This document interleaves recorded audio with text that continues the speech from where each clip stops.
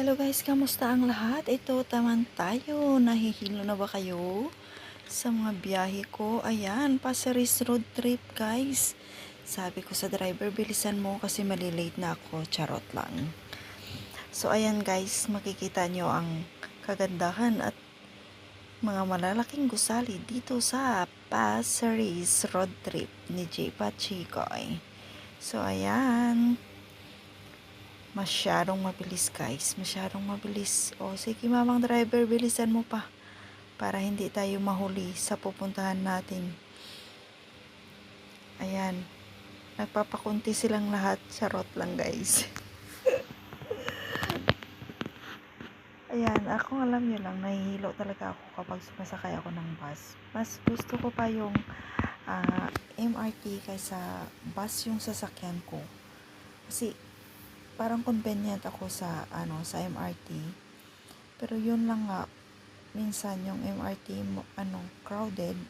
So minsan gusto rin namin sumakay sa bus, lalo na kung may double deck na bus. So ayan, yan ay part pa rin ng Pasaris guys. At saka dito guys tawag doon, mas maganda rin yung stop.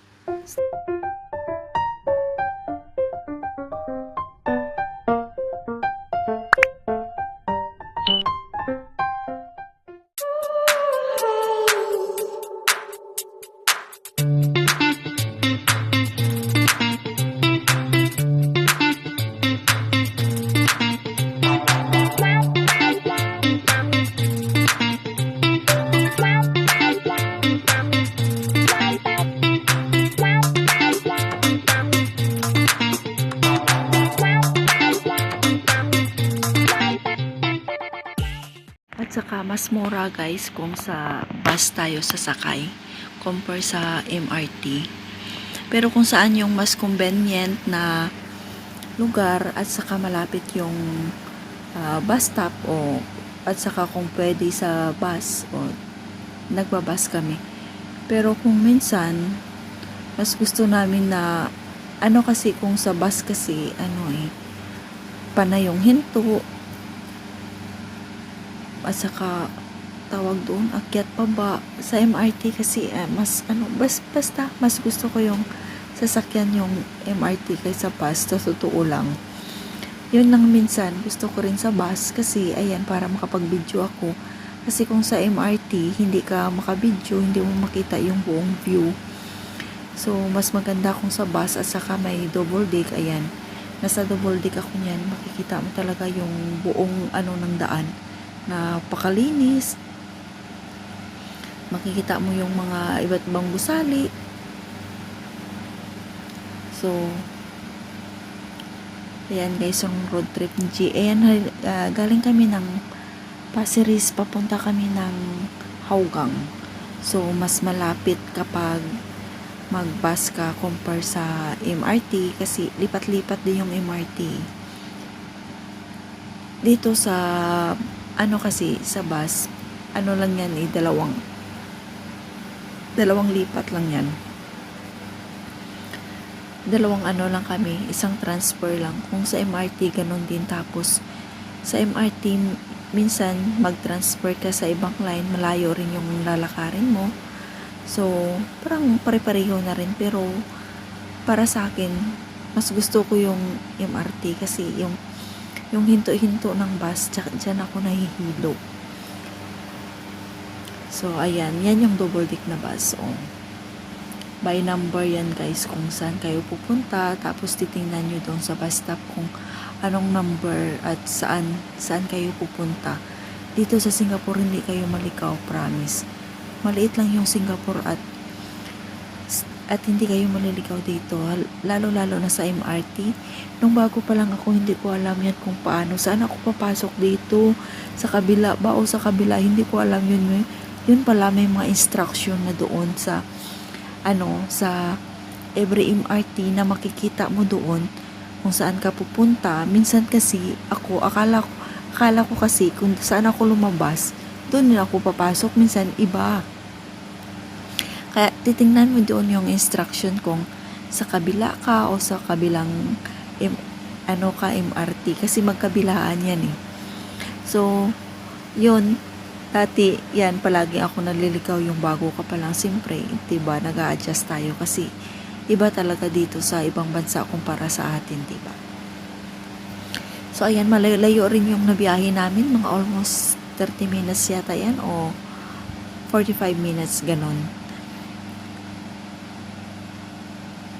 Yan, kaya yung at saka dito yung daan, walang traffic. Bihira lang talaga na magkaroon ng traffic dito at saka sobrang luwag yung mga daan, di ba? O tingnan nyo naman, walang kasasakyan-sakyan. Konti-konti lang, hindi kagaya dun sa atin sa Pilipinas na sobrang sikip ng daan na ng kalsada natin. So, ayan guys. Malayo-layo talaga yan na hindi ko na kinontinue ng video ko, ni stop ko nga yan para hindi masyadong mahaba yung aking video. Kasi bihira lang kami dito makapunta eh. Kaya ayan, parang nakabidyo din ako dito, hindi ko lang alam kung nakabidyo ako dito na way.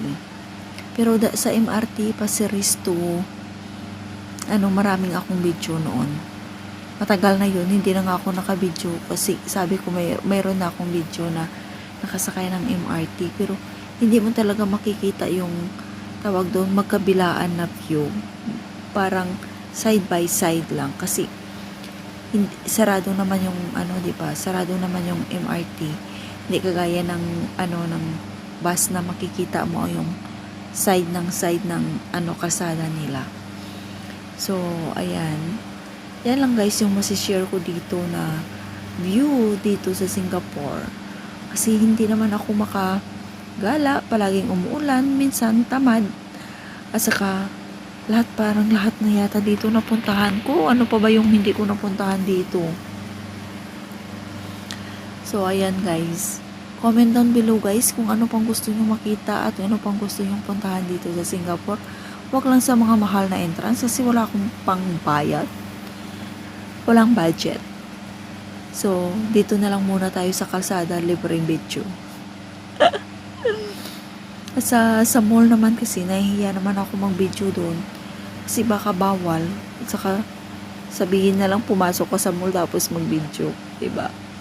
Pero may time talaga, parang may video na rin ako sa ibang mall. Pero sa mga sosyalan na mga mall, hindi ako nagbibideo. So, ayan, malapit na kami sa aming pupuntahan yan. At saka, alam nyo guys, sa totoo lang, sa bus, nahihilo ako. Tapos, hindi ko alam kung saan ako bababa niyan. Kasi, yan bibilangin mo kung ilang stop ka. Kasi, yung ibang bus, hindi kagaya ng sa MRT na may nagsasalita na ito na passenger station, ganon. Sa ibang bus mayroon din na ito bus na ganito, itong number, ganyan. Pero sa ibang bus wala. Yung mga bagong bus ngayon ganyan na nagsasalita na align ganitong bus, ganitong so sa ibang bus wala eh. Kaya mas gusto ko sa MRT kasi hindi ako maliligaw kapag sa bus, lalo na kung gabi. Ay, as in, naliligaw talaga ako kung hindi before lalagpas ako niyan. Yan palagi talaga, lalo na kung late na ako umuwi. At saka, habang nagsasakay ka sa bus, cellphone yung hawak mo, tapos hindi namalayan, lagpas ka na, hindi mo namalayan, hindi pa pala yung yung bus stop na dyan ka bababa. Ilang beses na kaya guys ako nagkaganyan. Ay naku, ewan ko ba.